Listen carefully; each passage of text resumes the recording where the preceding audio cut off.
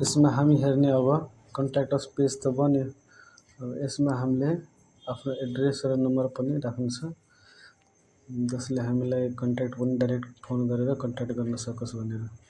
यसको लागि हामी एडिट पेज भन्ने छ यहाँ माथि, एडिट पेजमा क्लिक गर्ने।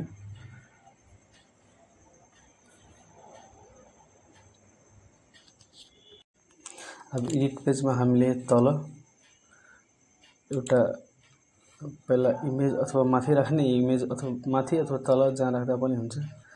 हामीले पहिला हेडिङ लिइहाल्नु, हेडिङ लिए आफ्नो तरिकाले डिजाइन गर्ने हो। यहाँ पहिला मैले नम्बर लिइहालेँ, फोन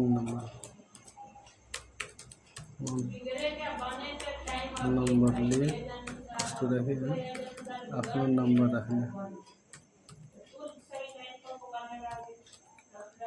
त्यसपछि मैले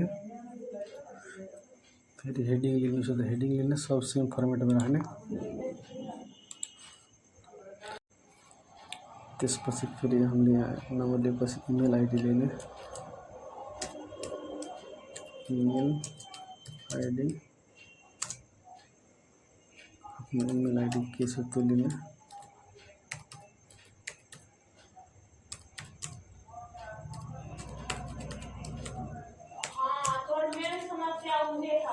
त्यसपछि आफ्नो एड्रेस के छ, अफिसको लोकेसन, त्यो हाम्रो एड्रेस लिने।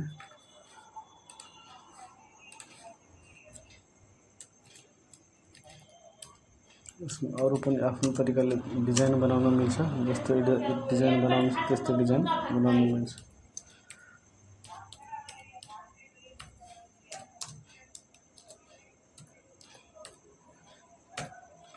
त्यो लेख्ने, त्यो लेखेपछि लास्टमा म इमेज राख्छु अफिसको, अफिसियल इमेज मिडिया लाइब्रेरीबाट हेर्ने। जस्तो कि लोगो छ त खासमा हामीले लोगो नै राख्नुपर्ने छ। म यो साइज इमेज राखिदिन्छु।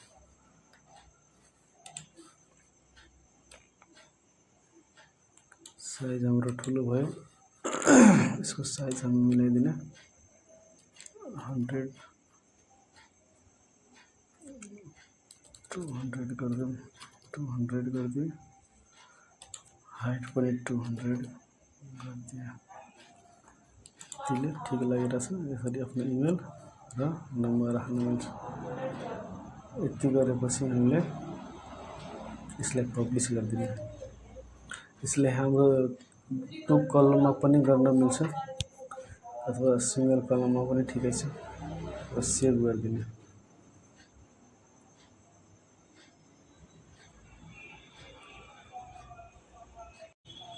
सेभ गरेपछि हामी यहाँ भ्यू पेजमा क्लिक गर्ने, पेज हेर्ने कस्तो लागिरहेछ। कन्ट्याक्ट असमा क्लिक गर्ने, यहाँ तल हाम्रो यसरी नम्बर पनि आइरहेछ। यो हाम्रो तल आइरहेछ, यसलाई हामी चाह्यो भने कलम तरिकाले पनि गर्न मिल्छ। यो हाम्रो यो तरिकाले भयो। यसलाई कलम तरिकाले गर्दाखेरि हामी के गर्ने, यहाँ छोडेर म यसको तल गर्छु। यहाँ हामी कलम सर्च गर्ने, कलम लियो, 2टा कलम, यहाँ एउटा प्लस बटन छ, यहाँ एउटा। मैले जति लेखेछु सब मैले कपी गरेँ, त्यसमा कपी गरेँ। राइट साइडको कलममा मैले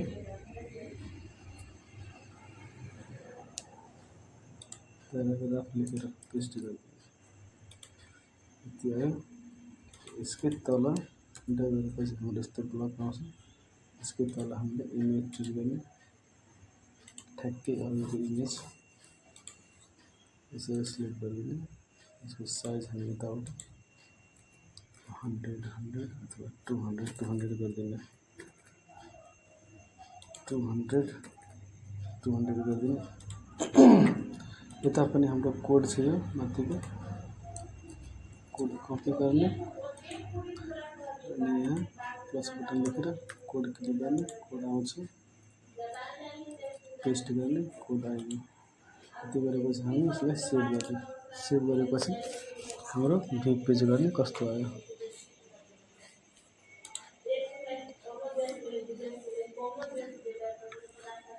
हामी पेज भ्यू गर्ने कस्तो भइरहेछ भनेर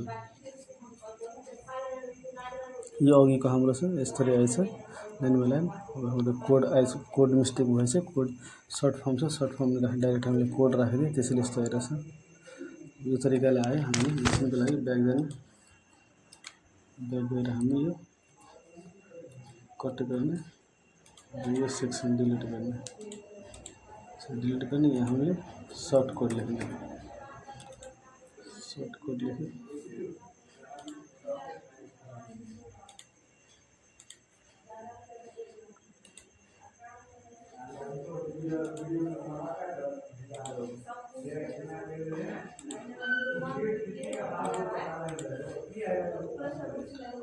सर्ट कोड लेखेर हामी सर्ट कोड पेस्ट गर्ने। अघि हाम्रो मिस्टेक भयो, सर्ट कोड राखेको थिएन, यहाँ सर्ट कोड राख्ने। त्यसपछि हाम्रो यति छ, यति गरेपछि हामी सेभ गर्ने। अब कलम अनुसार हाम्रो आएछ। त्यसरी सेभ भएपछि हामी भ्यू पेज सेभमा क्लिक गर्ने, क्लिक गरेपछि हामी तल हेर्ने यसरी तरिकाले आइरहेछ। तपाईले कसरी राख्नु छ त्यो आफ्नो तरिकाले। कन्ट्याक्ट अस फर्मको पेज यसरी आएछ, साइड बाइ साइड यसरी आएछ। हामीले यस साइडमा साइड बार छ, साइड बार हटाएपछि अलि ठुलो देखिन्छ। तपाईले कसरी राख्नु छ त्यो अनुसार आफ्नो डिटेल्स राख्नु हुन्छ। यसरी गर्दा हुन्छ। जस्तो कि म साइड बार हटाएर हेरौँ कस्तो लाग्छ। साइड बार हामी विजिटमा गएर हटाउने, विजिटमा गएर हामीले यसमा साइड बार छ, ब्लक वन छ, अहिलेको लागि म डिलिट गरिदिएँ। डिलिट गरेपछि हामी अब रिफ्रेस गरेर हेर्ने, रिफ्रेस गरेर हेर्दाखेरि हाम्रो कन्ट्याक्टस पेजको साइड बार हटेको छैन, हाम्रो मेन पेजको साइड बार हटेको छ। यसरी हामी स्टेप बाई स्टेप राख्नु छ, कलम वाइज राख्नु छ, त्यो आफ्नो तरिकाले डिसाइड गरेर राख्न मिल्छ। ठ्याक्कै हामीले यो पेज पनि एडिट गर्नु छ भने हामी अझै एडिट गर्न सक्छौँ। अब साइड बार हटाउनु छ भने हामीले यसलाई त्यो पनि हटाउन मिल्छ। अप्सनहरू हुन्छ, यस्तो डिफल्ट कस्तो राख्नु छ त्यो अनुसार हामीले साइड बार राख्न सके छैन। नो साइड बार राख्नु छ, नो साइड बार राख्ने, त्यसपछि सेभ गरिदिने। सेभ गरेपछि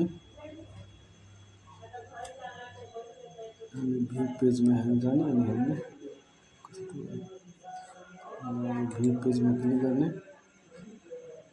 क्लिक गरेपछि साइड बार हाम्रो हटेछ, सिङ्गलबाट यति ठुलो आएको छ। साइड बाई साइड हाम्रो यस्तो आएको छ। कस्तो राख्ने त्यो आफ्नो तरिकाले राख्न मिल्छ। साइड बाई साइड टु कलममा राम्रो लाग्छ कि सिङ्गल बाई सिङ्गल लाग्छ, आफ्नो तरिका छ, आफ्नो तरिकाले राख्न मिल्छ। अहिलेको लागि म जस्तो थियो त्यस्तै गरिदिन्छु। हामीले साइड बार चाहिँ सेभ गरिदिएँ। अब यो भिडियो हेरेर तपाईहरु बनाउन कसरी बनाउन सक्नुहुन्छ म यो हटाइदिन्छु अहिलेको लागि।